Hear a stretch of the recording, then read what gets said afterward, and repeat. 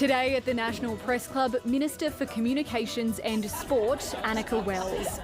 A week out from the world's first teen social media ban, will it work? And what's next in the communications portfolio? Anika Wells with today's National Press Club address.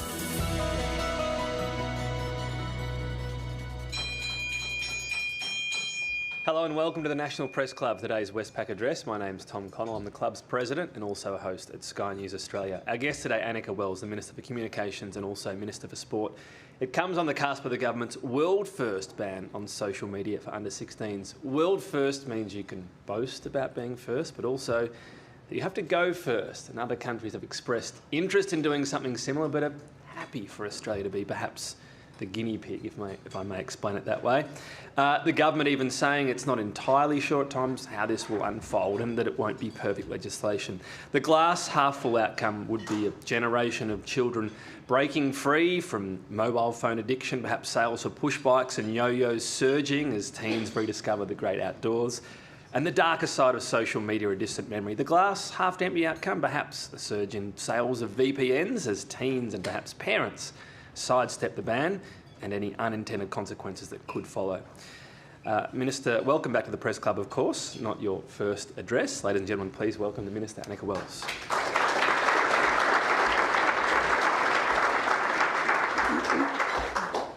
Hello all, it's a pleasure to be here. Thank you, Maurice Riley and the National Press Club Board. I want to acknowledge the traditional owners of the lands on which we gather. Together, we stand on the shoulders of 1,600 generations of First Nations people, and that is our shared history. I also want to acknowledge the parents in the room, the hundreds of thousands of parents who campaigned for this law, News Corp's Let Them Be Kids campaign, and Whipper and the 36 Months group. In 1 week, Australia will become the first country in the world to ban under-16s from having social media accounts. With one law, we can protect Generation Alpha from being sucked into purgatory by predatory algorithms described by the man who created the feature as behavioural cocaine. Through one reform, more kids will have their time back to learn an instrument or a language, or walk their dog, or master a torpedo punt, or the perfect lob pass. This is my second NPC address. 2 years ago, I stood on this stage to outline Labor's aged care reforms, stepping out a path for older Australians towards a better future. Today, I will step out the path for younger Australians towards a better future. A future that balances their right to connect, learn and create with the growing need to protect them from social media harms. I'll bust some myths, signpost where we're going, and be frank about the challenges ahead. I won't re-prosecute the harm that social media apps do to young brains. I'm going to do that 1 kilometre away from here in the High Court. But what I will say is this isn't the first time the harms of social media have been laid bare. The evidence gathered in journal articles and disclosure documents is spreading like wildfire, belling the cat on previously secret strategies by social media giants. And around the world, we are seeing governments, whistleblowers, and ordinary citizens fight back. Like a claim filed in the Northern District of California and reported in the media, which alleges that Meta, YouTube, TikTok, and Snapchat know exactly how addictive their platforms are, but deliberately target teenagers to maximise engagement and drive advertising revenue. Media reports on the court case quote internal documents from each of those companies. Reports allege Meta have aggressively pursued young users, even as its internal research suggested its social media products could be dangerous to kids. Reports allege Meta employees proposed multiple ways to mitigate, but were blocked by executives who feared new safety features would hamper teens' engagement or user growth. Reports allege Snapchat executives admitted that people who have a Snapchat addiction have no room for anything else. Snap dominates their life. reports allege YouTube employees acknowledged that driving more frequent daily usage was not well aligned with efforts to improve digital well-being. Reports allege an internal TikTok document recognised that minors do not have the executive mental function to control their screen time. Social media companies have made billions of dollars from Australian families because we spend 2 seconds longer than usual on a video while we're doom scrolling. These companies wield an incredible power we willingly hand over to them because of the benefits that the platform bring to us. From 10 December, we start to take that power back for young Australians. Now, we have a lot to get through, but first, let's bust the biggest myths I've heard visiting schools, talking to parents and teachers, and entering the belly of the beast, my social media comments. You will not be forced to present government ID to verify your age, despite the dog whistle campaign encouraged by my coalition counterpart. The law states platforms must always offer a reasonable alternative to their users. Companies caught forcing users to hand over their IDs face fines of up to $49.5 million. If you're an adult, you probably won't need to do anything extra to prove your age, because like I said before, these platforms have plenty of data to infer your age. They see that you've had an account since 2015. They see your cruise holiday snaps. They see you've been talking to other adults, you've been signing off your comments, hope the kids are well, love Helen and Paul. And similarly, if you've had your account since 2020, you've been DMing 14-year-old friends about Stranger Things and applying for a tax file number, you barely open the app during school hours but start doom scrolling the minute that school bell rings, you will be identified as probably under the age of 16. Yes, there will still be kids with accounts on 10 December and probably for some time after that. Not only because kids are clever and inherently seek to circumvent systems, but because this law is a world first.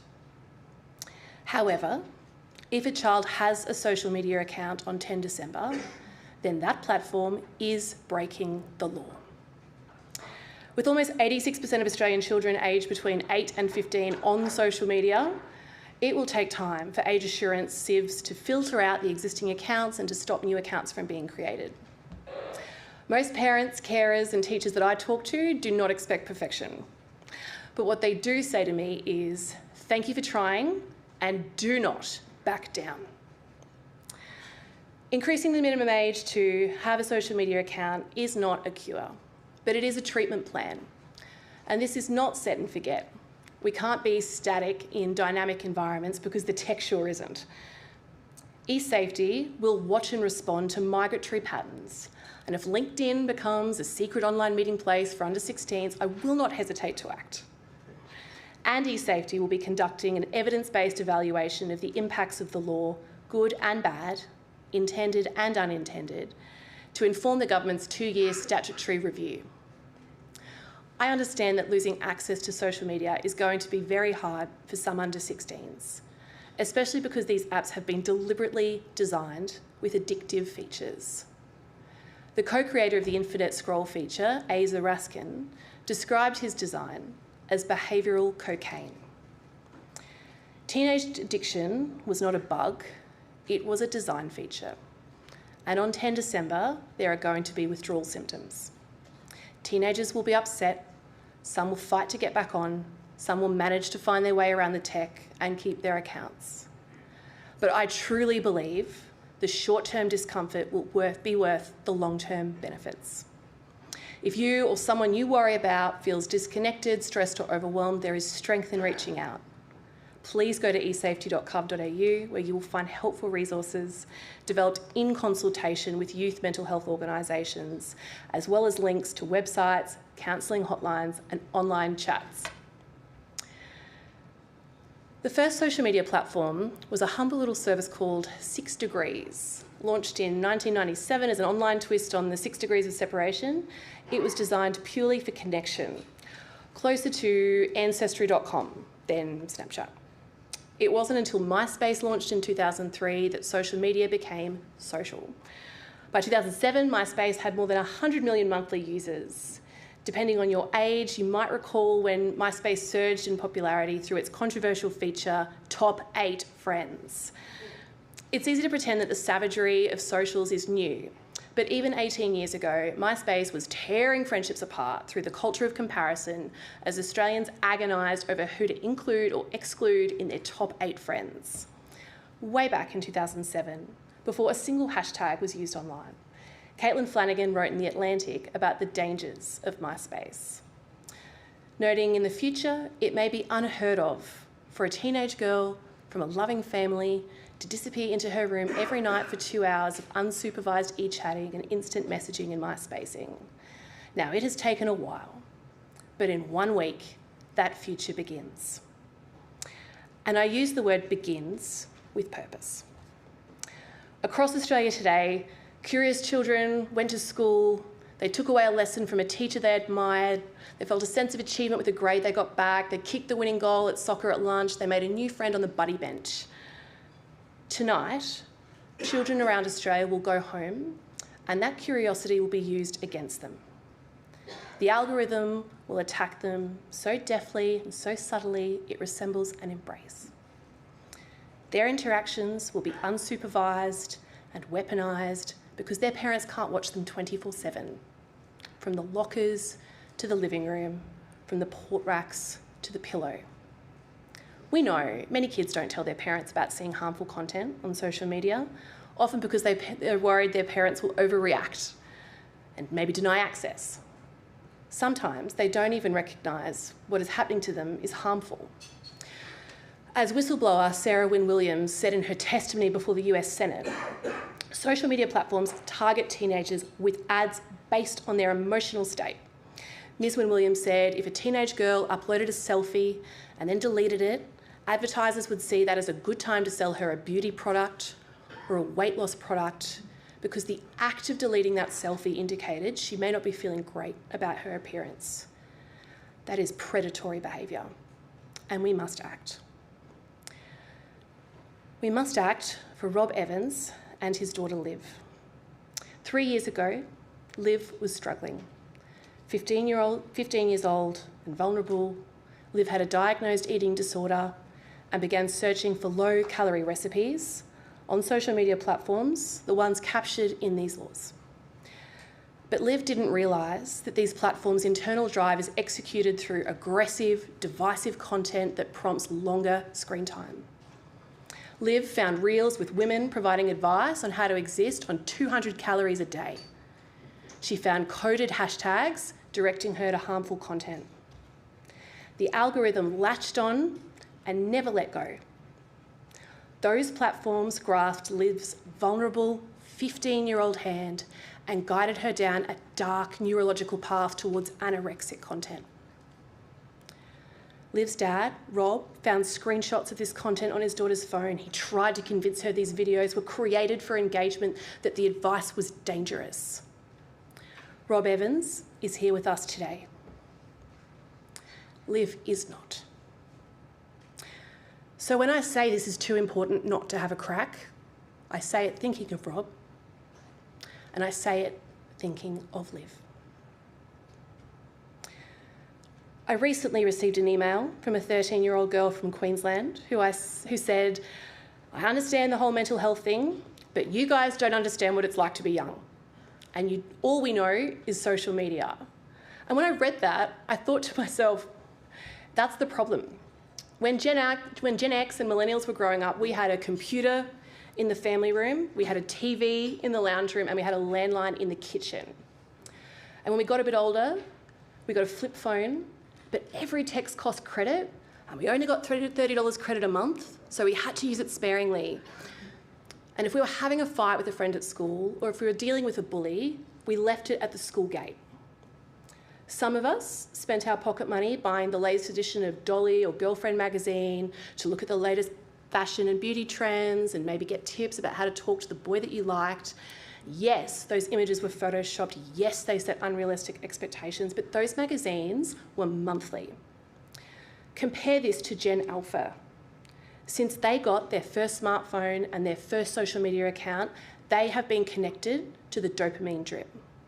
In the palm of their hand, they have constant access to a TV, a phone, a computer, a comparison. Targeted algorithms, persistent notifications, toxic popularity meters are stealing their attention for hours every day. If they put their phone away, they might miss something. There is no reprieve. That's why this law matters, to give Gen Alpha and the next generation a break from the persuasive and pervasive pull of social media. This specific law will not fix every harm occurring on the internet, but it will make it easier for kids to chase a better version of themselves without being chased into predatory algorithms. It will complement the work that the Minister for Education, Jason Clare, is doing to address school bullying through our response to the Anti-Bullying Rapid Review.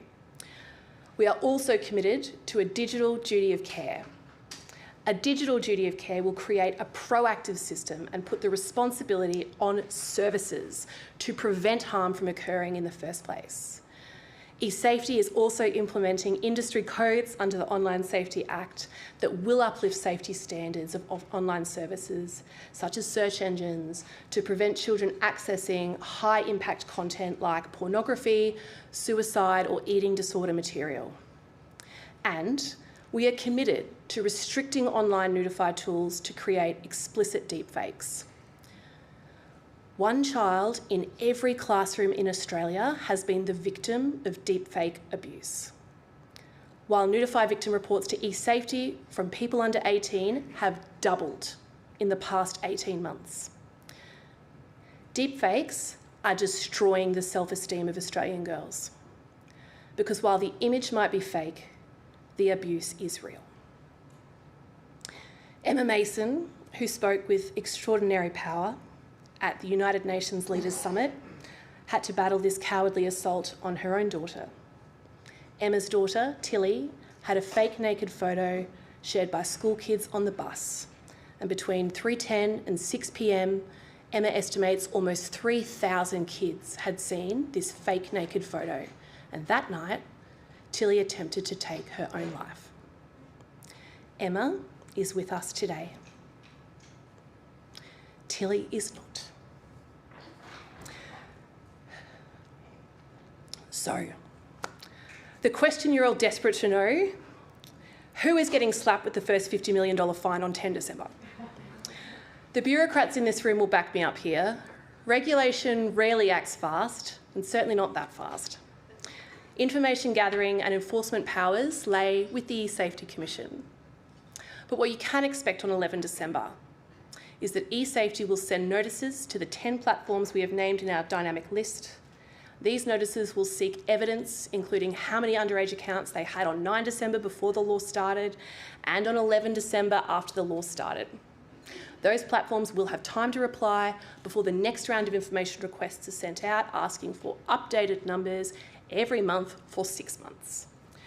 The government recognises that age assurance may require several days or weeks to complete fairly and accurately.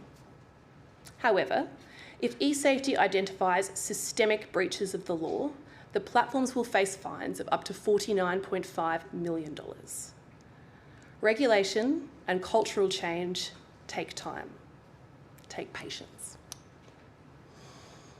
This law is world-leading, and countries around the world are taking our lead. Denmark, Greece, Romania, France, New Zealand, Malaysia, the European Commission have all signalled intent to introduce a minimum age for social media. As European Union President Ursula von der Leyen said, parents, not algorithms, should be raising our children. I've met with leaders from across the globe and the political spectrum who are equal parts fascinated and motivated by what Australia is doing. American social psychologist and author of the book The Anxious Generation, Jonathan Haidt, said, Australia's law, our law, is by far the most important single piece of legislation ever enacted on planet Earth to protect children in the internet age. I inherited this bold reform and am privileged to stand here because of the exceptional work of the Prime Minister and the former Communications Minister, Michelle Rowland. December 10 would not happen but for Anthony Albanese's dogged determination to hold platforms to a higher standard. And I work every day to be the Bill Ponsford to the PM's Don Bradman. And like Bill Ponsford, I wield a large stick in the form of federal regulation. Those who know me well were expecting a niche sport reference at some point. That was it. I genuinely believe that a few years from now, eyebrows will raise not at the reform, but why it took so long for this reform to be implemented. Because as parent Mia Bannister told me earlier this year, our kids are watching a highlight reel all day and all night, a highlight reel where they are not the heroic main character. A constant stream of unrealistic, impossible to meet expectations. A relentless poster of failure glued to their hand. Mia lives in my electorate of Lily and has spent the past 6 months speaking to school kids about her son Ollie's battle with offline and online bullying. Discussing how Ollie, like Liv, lowered his screen and hated what he saw in the mirror. Ollie turned to social media for advice on how to be fitter, how to look better, and was led into algorithmic agony, constantly fed anorexic content on the platforms captured by this ban. At one point, Ollie was weighing his dash of soy sauce. Mia is here with us today. Ollie is not. So 1 week from today, this law is starting. And over the coming months, we will fight to defend this law in the High Court. Because parents here in this room and right across Australia asked for government to step up. They know and we know that this will not be perfect. But for Liv, for Tilly, for Ollie, for Mac and Ways Holsworth, for Alam and Ali Halkick, for the 7 out of 10 kids who witness online harm, we have to give this a crack. Thank you.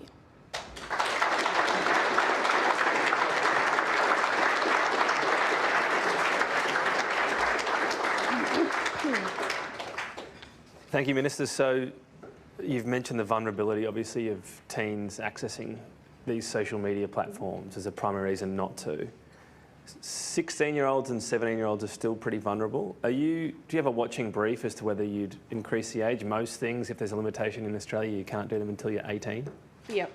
I think, and we've spoken about this before, the origin of this law was the campaign by hundreds of thousands of parents, and in particular, let them be kids in 36 months, and 36 months asked for 36 more months. The official policy of these platforms is that the starting age can be 13, so 36 more months makes it 16. That's how we got to 16. And you'll see different ages being used by different jurisdictions across the world. But one of the things we've done is institute a 2-year survey that eSafety Commission is going to run from when this law starts to monitor its progress, measure the data, see what the intended and unintended consequences look like and how we can improve the law. And I guess that would be an element of what we consider across that 2-year scope. The sporting reference I'll give is we have close to an AFL team asking for questions, so I will keep it to one. I'm sure my colleagues will, beginning with Claire Armstrong from the ABC. Thanks, Minister, for your speech today. Enforcing this ban relies on multi-layered age assurance. Lots of the platforms have spoken about the use of third parties collecting biometric data. What's your assurance to parents who fear that that could be collected, stored and reused down the track in a way that wasn't its intent? And to what extent do you actually think biometric data is going to play a big role here, given that, for example, in 2023, TikTok using inferred information alone kicked 1 million underage Australian users off the platform? Well, I think the very fun and snappy 1,200-page age assurance trial report gave us all a great deal of comfort that these things are possible and that there is a range of techniques, and I think Julie would say a waterfall of techniques that these platforms are going to be able to use, including biometric data, sure. But Julie, as the eSafety Commissioner, has also put in place a number of guardrails through our regulatory advice about keeping the capturing of that data, keeping of that data, that they must not capture more than they need to, they must dispose of it as quickly as possible. And the second point I would make to this, which I made in the speech earlier, but I think always is worth repeating, we give so much of our data voluntarily to these platforms. They already have the data that they need about how old you are based on information you have voluntarily given them. And yes, there'll be people who try to use their older siblings for their biometric data to erode facial ID, in the same way that there are kids who ask their older siblings to go and buy them alcohol because they're not over 18 and their sibling is. We understand there's going to be ways around this, but this is about the cultural change so that the class is off social media. There's maybe an outlier on it, not that there's one person who'd really prefer to be off it or got strict parents or can't afford a smartphone, whatever it is, and they're the outlier because everybody else is on it day and night. Mark Riley from the 7 Network. Hey, Minister, I think parents understand why you're instituting this ban, but they're also asking, why don't you ban the content in the first place? There's stuff on the internet telling kids how to kill themselves, the most pernicious content that if any of we regulated licensed broadcasters were to run, we'd very reasonably have our licences removed. What's the government doing to stop this content being broadcast in the first place? I think you make a very good point, and that's why I refer constantly to the fact that 7 out of 10 Australian kids have witnessed harm online. And the next step of this, which is a holistic response that we're making to online safety as part of our response to the Online Safety Act review, is the digital duty of care. And that captures all the whatabouts of this law, I think. That is an open question to Australians. What do we expect of our social media platforms? What responsibility, what legal duty of care do they owe us as Australians? So consultation is currently out on that. We'll be working on that over the next year, and that will be about the broader question of content and what duty of care do platforms owe us when they offer these things and then sell our data for advertising revenue. Emily Saunders from the 9 Network. Minister, Google has today announced how it plans to roll out this ban on its platforms. It says that children will be less safe without accounts. What's your message to parents who are now concerned they won't be able to monitor what their kids watch online? My particular response would be that you can still use parental control measures on YouTube Kids, which is not captured by these laws, and I would urge parents who are worried about that to look at esafety.gov.au, which has great materials to work through what this looks like for your household. But I guess I'm going to level with you. I find it outright weird that YouTube is always at pains to remind us all how unsafe their platform is in a logged out state. And if YouTube even this morning is reminding us all that it is not safe and that there is content not appropriate for age-restricted users on their website, then that is a problem that YouTube needs to fix. Thank you. Ron Meisen from the AFR. Thank you, Minister. Already kids are starting to talk about moving to Yope, Locket Widget, Rednote, Lemonade, Coverstar, Discord. There are no doubt many others. You ban them, others will pop up. How confident are you that you can really crack down on this and keep up with the pace of new companies, which will no doubt see the profit incentive of targeting them? And also increasingly, the social element here isn't the problem for kids, it's the AI content that's coming at them and encouraging them through algorithmic, predatory algorithms, as you referred to it. How are you looking at AI in this space? Well, your first question, I think Julie is the eSafety Commissioner and I have previously referred to the whack-a-mole nature. It's a dynamic, evolving industry. Tech is constantly evolving. We also must be dynamic and agile as we respond. We've published the list of the 10 platforms, mostly to help parents and teachers and people who look after under 16s with one source of truth, which they can find on esafety.gov.au. That's why I keep referring to the list as dynamic, because it will need to expand as different platforms receive migratory patterns, like you're saying. But I guess the law as it stands applies to all social media platforms. All of the platforms, many of which you just named, are now working with eSafety to self-assess, are they an age-restricted social media platform? That's the law. But the way that we name the 10 platforms is mostly to try and inform parents and help them work through this transition with their kids. AI, sorry? AI, I spoke to our determination to ban Notify apps. That is a response. I think what you can see is a targeted and measured response to a particular challenge of AI in this space. Julie has referred to some earlier work she's done this year on AI bots in particular. You'll see yesterday we announced the AI Safety Institute, which will have particular assistance with us as we try and deal with these different parts in different lanes. So it's work in progress, Ron. Thank you. Next question, Anna Henderson from SBS. Thank you. Anna Henderson, SBS. If you buy alcohol for someone underage, it's illegal and you're punished. So if someone over 16 sets up an account for someone who's underage, what happens to them? There is not a punishment for them. This isn't about punishing under 16s or parents who've allowed under 16s to establish social media accounts up until 10th of December. That is legally possible in Australia. This is about putting the responsibility back on the social media platforms who have been able to operate essentially in a wild, wild west for 10, 15, 20 years with immeasurable harms.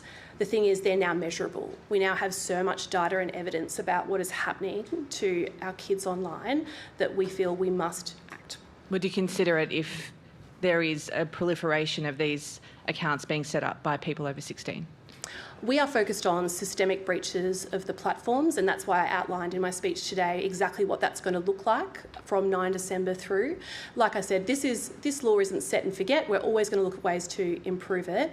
But I think for the most part, this is about changing the responsibility and the onus to being what do social media platforms owe us as their users as they seek to operate in our country. Your review at the end of 2 years, would it not look at if there were a massive number of accounts that parents had helped children get, a new action on that? Wouldn't that be logical? Absolutely. Okay. Ruben Spargo from Sky News. Minister, thank you. It's been revealed your recent trip to New York to spruik this ban cost more than $100,000. For yourself and two staffers, airfares cost $94,800. Accommodation cost just under $12,000 and ground transport cost around $4,000 USD. How do you justify spending this amount of taxpayers' dollars? Well, the reason you know all those things is because we're transparent about them, and we will disclose them and we'll continue to disclose information about that trip through the usual processes. That trip was undertaken as the Minister for Communications, and I would think the people who were there for that UN event who join us in this room today would agree with me that it was incredibly important. That event fueled a global momentum in this space. You have seen a number of different jurisdictions come out from that moment to, as recently as last week, to announce that they are going to do exactly what Australia is doing. They're going to mimic Australia in this space. It's important, and I'll continue to be transparent about what that cost, what it looks like, what we did in the usual way. You don't think that was expensive for airfares? Over $94,000? I've answered your question.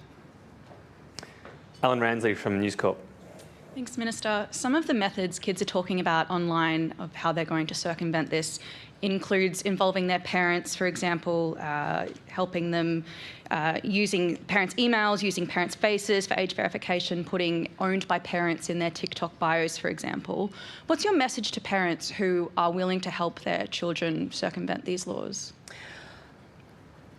Whilst I have seen some of that in the media reporting of this issue, I have yet to have a single Australian parent walk up to me and give me that message as the Communications Minister. What I have had is countless Australian parents come up to me and say, thank you.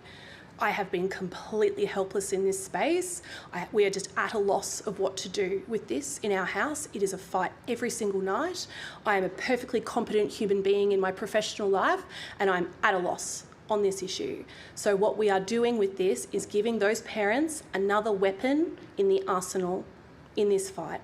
Like I said, it's not a cure, it's a treatment plan. And obviously not everyone's going to agree with these laws. We appreciate that, that's democracy. But these laws experience incredible popularity and are in of themselves, by creation, a response to more than 120,000 Australian parents who asked us to step up. What about adults? I mean, there are a lot of Australians look pretty addicted to their phones from where I'm sitting. Is I've there had any that role? feedback too. Can you ban me as well? I'm not going to single anyone out, but I mean, is there a role, for example, you can get apps? I downloaded one because I just thought I'm looking at my phone too much in the, you know, when you're trying to put down your kids, whatever it might be. Yep. But then it costs however many dollars a month. Is there an actual role for government, maybe a free service that you can try to, you know, not a ban? I don't think that would go down very well, but try to help people use their phones less. Would that be a good thing? Look, I think this is incredibly important public policy space.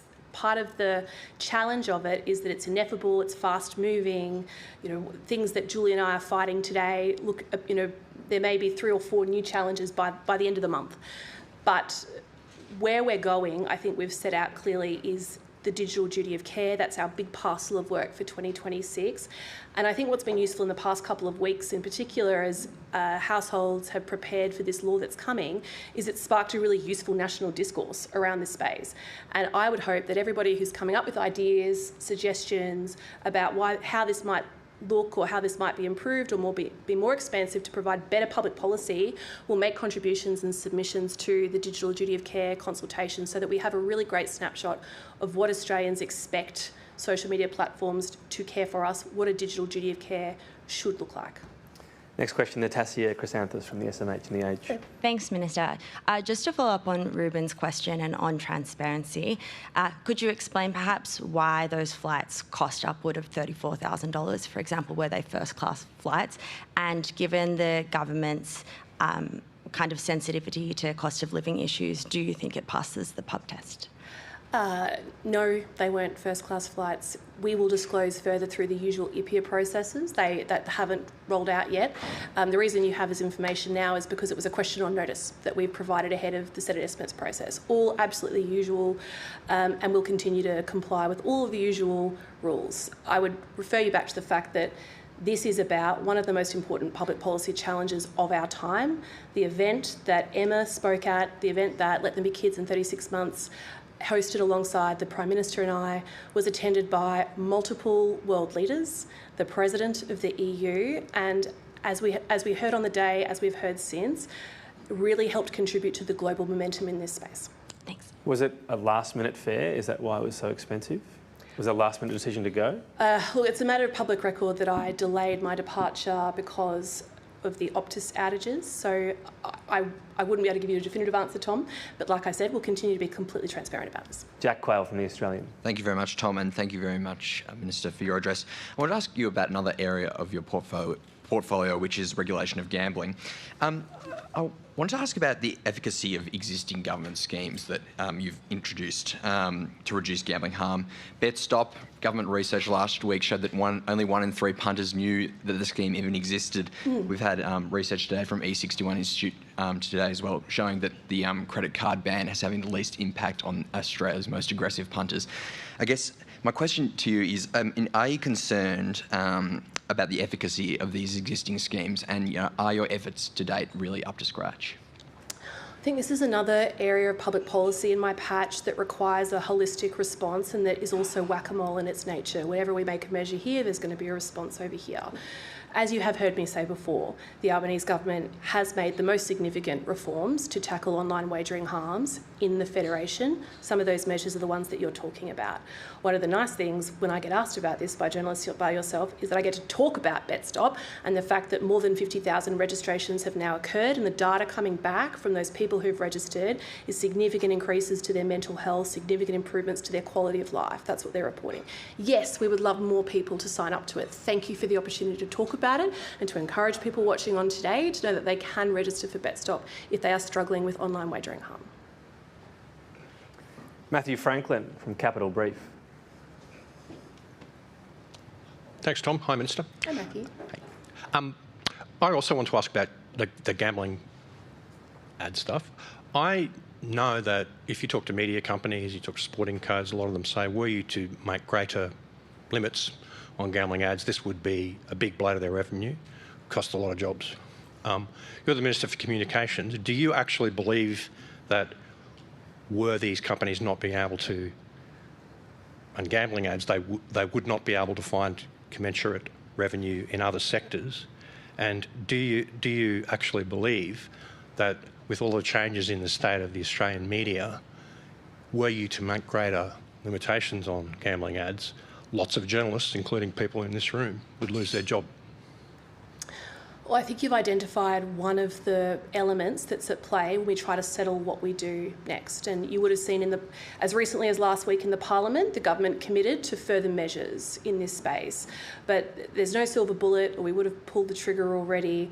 I think the Win Some, You Lose More report even said in and of itself, there is no one singular response that we can do, and that these things are complicated.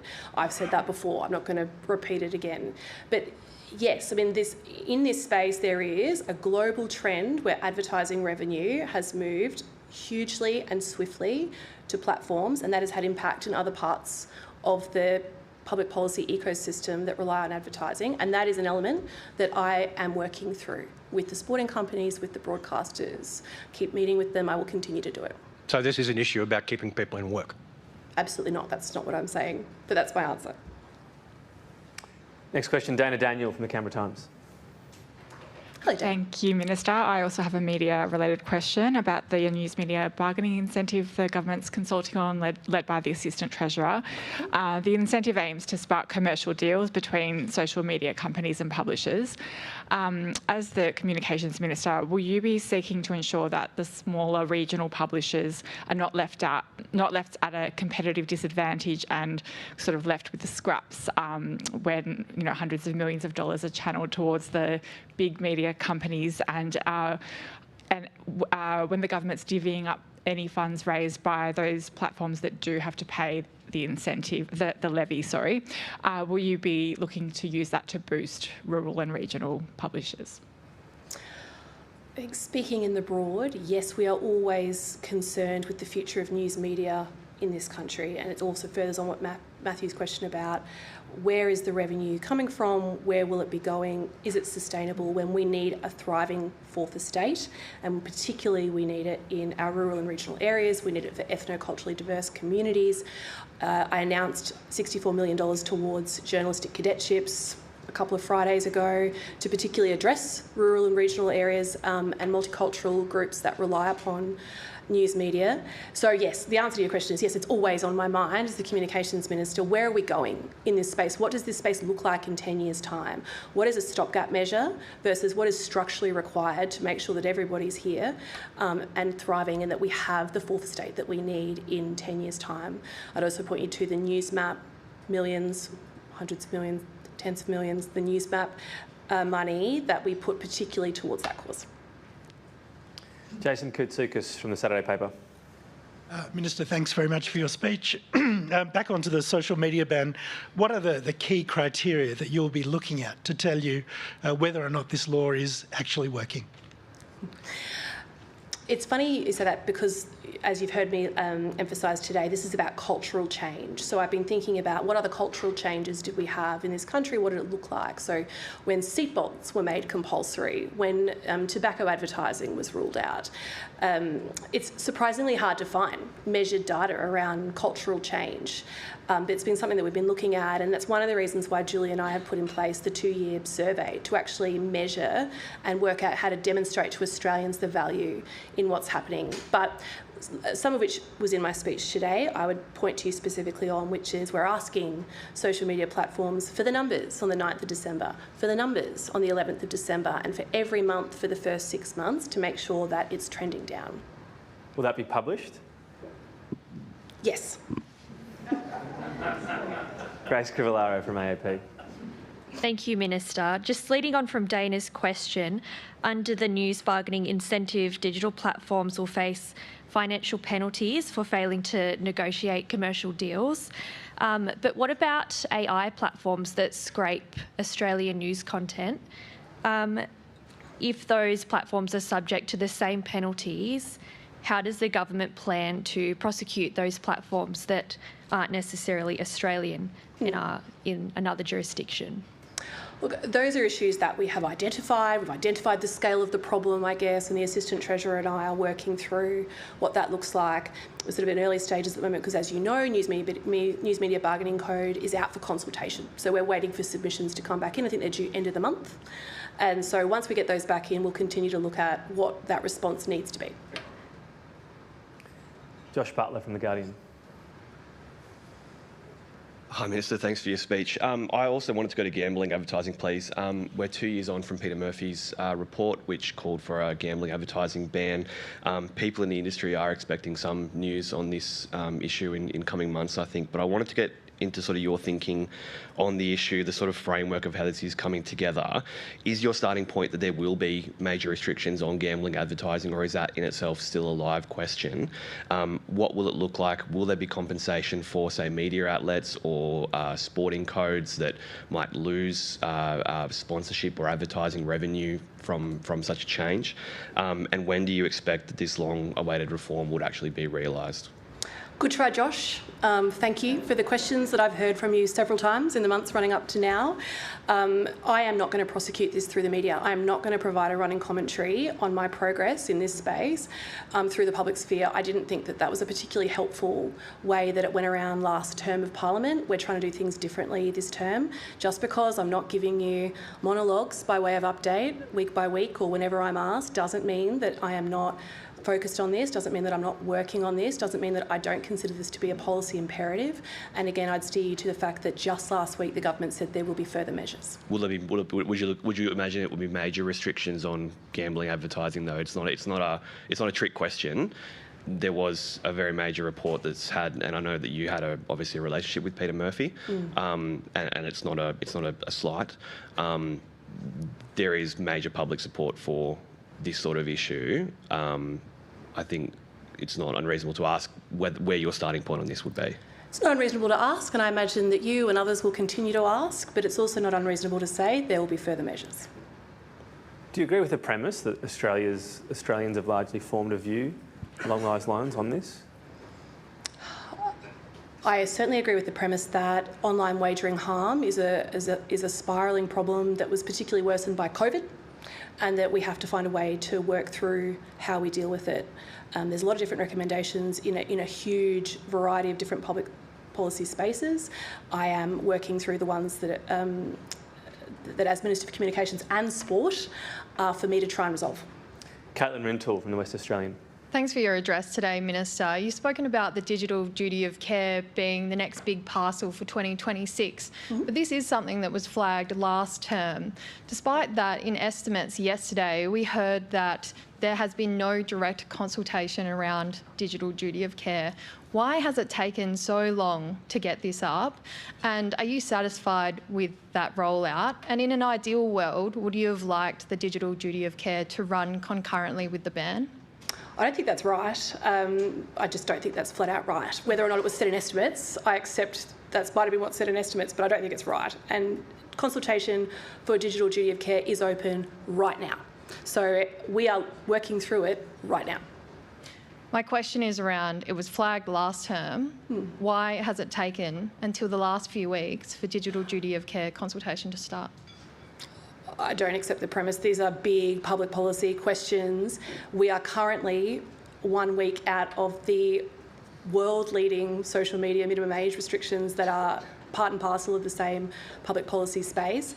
I think the digital duty of care is important. It's answered several different questions that you've had about where to next, what else should we be picking up.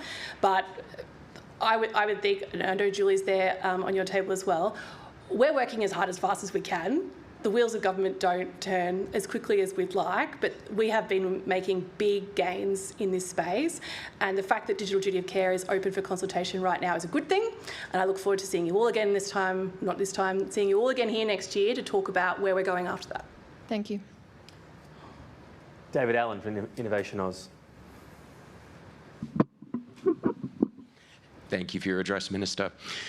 You mentioned AI bots and AI-enable Notify apps in your speech. Yep. Now, the government this week announced its national AI plan, which is going to eschew direct regulation for artificial intelligence as it develops in Australia. AI, we've seen in the last 12 months as well, mounting evidence that it has just as much potential to be harmful to young people, if not more, than social media. So won't taking different approaches between portfolios like this inevitably undermine these new world-leading laws? No. I guess I don't accept the premise. AI is something that affects almost every portfolio within the government. And like I said, we're really proud of this law. This is world leading. Like Tom said, we're the first to do it. It's going to look a bit untidy on the way through, but it's not the end. And like I said in my speech, this isn't a law that cures the internet. This isn't a law that cures all harms on the internet. And even by next week, if I was to come back to you to speak to you here, there'd be more things for me to address. That's how fast tech goes. So I think the fact that Tim Ayres is leading this space, you've seen developments even in the past week too, in the past 2 weeks, alongside Andrew Charlton, you'll continue to see work in this space, and that's a good thing. When it comes to the large majority of some of those apps, Nudify and so on, they're blocked in Australia but still used. And obviously the usual use, I assume, is VPNs. It's the same way we're talking about kids getting around this. Yep. Is there any way to limit VPNs? Is that something you've looked at all? Try to limit their use? Look, I do defer to eSafety as my technical guide in this space. I guess, as the Minister for Communications, I'm looking at the public policy, and I think even in doing what we're doing currently, we are the first to move on this space, and that's not to say that we won't be the first to move in other spaces as well, but we have to get a balance right. In the same way that we talk about people who are under 16 need a balance between the harms that they suffer online versus their right to a digital life, to creativity and connection. We have to get the balance right in regulation between, minimising harms where we know that they are occurring, particularly things like Nudify apps. I mean, justify the public policy for that, up against private companies' right to exist and conduct business on our shores. That's why I think, and why I keep returning to digital duty of care, it's so important, because it asks what kind of responsibility these companies, be it social media or others, as we move on, have to their users as they conduct their business on our shore and make millions, if not billions of dollars off our data. So it's something technically perhaps achievable, but it would be a pretty extreme ban, would it? Yes? Okay. Melissa Code from the Mandarin. Hi, Minister. Hello. So in public policy terms, your priority hits a lot of good notes. It is ambitious. You will know whether or not it's working because you'll be examining the reporting every month. And then there's a bit of a question as to whether it's understandable and achievable, given it's a cultural shift you're really aiming for. My question is, what if it works? What if it works so well, it railroads really innovative spaces when we think about deliberative democracy and involving more citizens in the way we work towards a better society? What if it railroads the way government can effectively communicate to certain demographics, like, for example, a consent campaign on social media, if they're no longer in those spaces?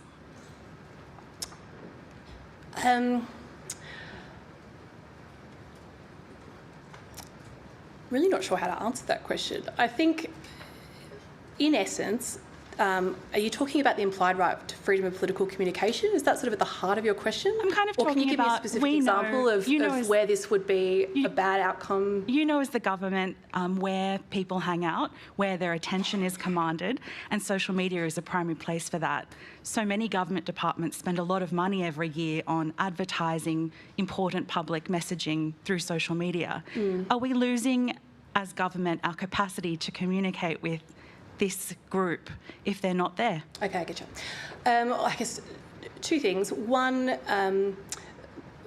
there'll be lots of you in this room who are highly politically engaged and became highly politically engaged before social media platforms were ever invented. You became engaged because you watched the 6 o'clock news, because you heard your parents and your parents' friends talk about politics, you went to protests, you signed up or attended events at community organisations.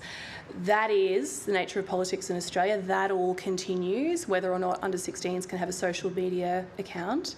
And the other thing about big tech is that we don't know where we're going next. So yes, we're in a moment where social media platforms have immense power and we all give them immeasurable hours of our time.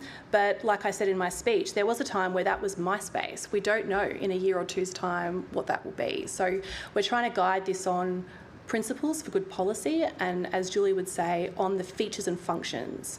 So we try to limit on balance, where features and functions of social media or notify apps are demonstrably and on an evidence basis causing harm, particularly to young Australians. NPC Director Julie Hare. Thank you very much for your speech.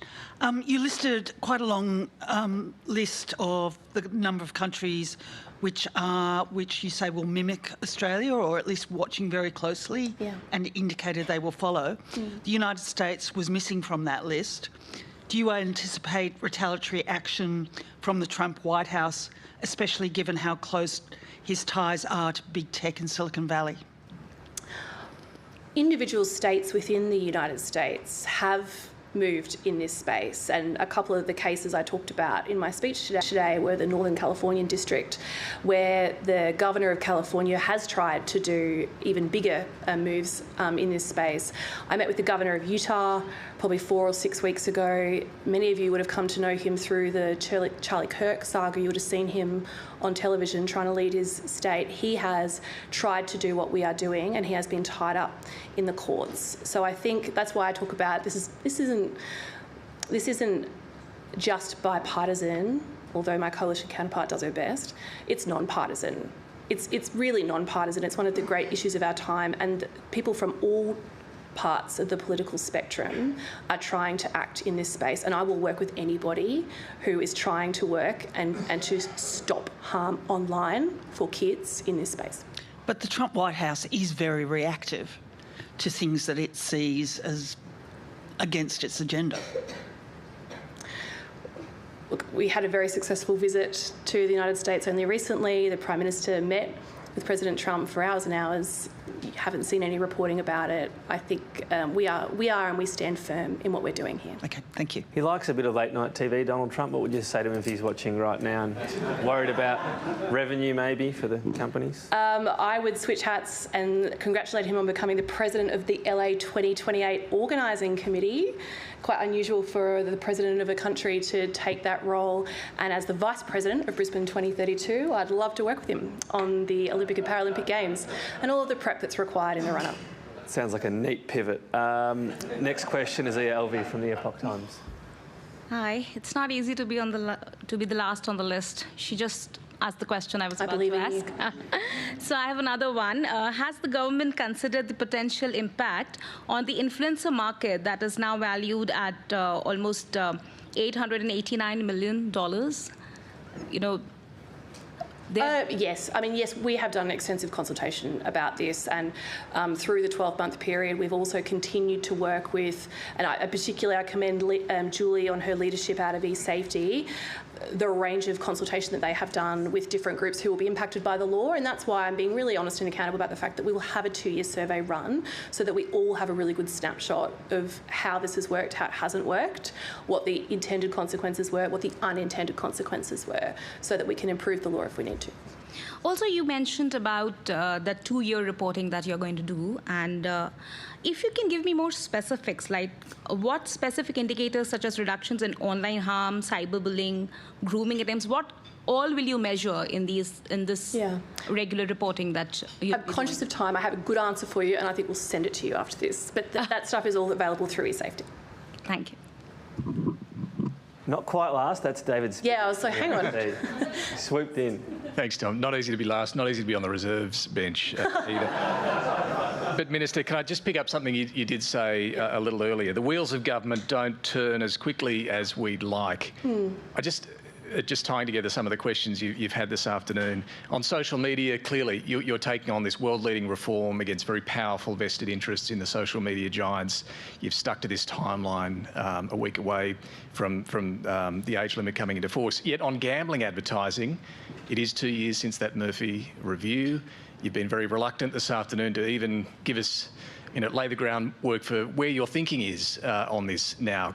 Why is there sensitivity and such a long time frame and difficulty in spelling out what you intend to do? Well, honestly what I was thinking of when I said that earlier today was aged care, where the reforms in aged care we hoped they would take 6 months, they took 9 months to deliver, and you would have seen the new Minister for Aged Care quite quickly after becoming the new Minister for Aged Care had to delay them again still. So that's what I was thinking of when I said to you, the wheels of government don't turn as quickly as you like. And you'll remember when I was the Aged Care Minister and we had the dreadful COVID winter, we had the spiralling numbers and people saying, where is this outcome? I mean, honestly, it's a little bit the same. Each week we were asked, where are negotiations up to with the coalition? Why can't you spell out for us your thinking on this? What are the hold-up between you and Peter Dutton settling this outcome?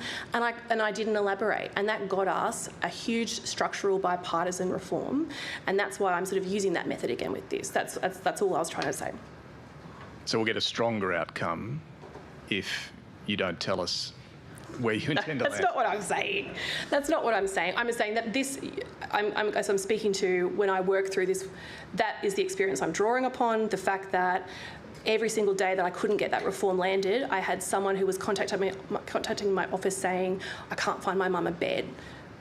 That was so conscious in my mind as week in, week out, the different elements of what happens in federal politics affected our ability to land it. We will be able to give you, I guess, a much more frank discourse of how this all landed when we land something. And like I've said to you today, there will be further measures. Thank you. I think this is the last question from Alan Ramsey. So we're a week out from these new laws beginning. YouTube only unveiled what they were doing today. We've still yet to hear from TikTok, Reddit, Kik and X about how they will implement these laws. What's your message to them, and is there any possibility, are you aware that any of those will resist these laws when they come into effect next week? The Safety Commissioner and I have had meetings with some of those platforms that you talk about directly, because one of the things that we've been trying to do is help everybody get there and comply with the law. So one of the things we've done is meet together, both the Minister and the Safety Commissioner, with these platforms. We've offered everybody that opportunity so that they can settle all of their questions and we can help them resolve any difficulties or hesitations they might have before 10 December. My message, as you've heard in the speech today, is this law starts in 7 days, and in 7 days, on 10 December, you must comply with the Australian law. I don't want my colleagues to be last, so I'll be last. I'm thinking John Farnham tour at this point. It's close to that. I'm thinking it's December 19, school's out. Yeah.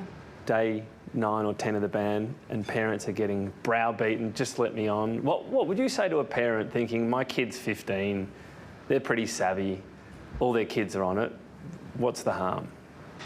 What's the harm? What's the harm? I think Rob, Mia and Emma being here with us today would remind you of what the harm can be, and demonstrably 7 out of 10 kids are suffering or witnessing harm online in Australia as we speak. That is what we are trying to fix. And yes, it will be difficult. We don't shy away from the fact this is a rough transition, but like I said, every single parent who has talked to me about this since I've been the Minister for Communications has said, thank you, do not back down, and thank you for being the bad guy. Thank you for allowing me not to be the bad guy. Thank you for allowing me to say, this is against the law. The government has made this law. So I asked them to draw strength. They asked them to ask their child to write to me, if that would be of any assistance.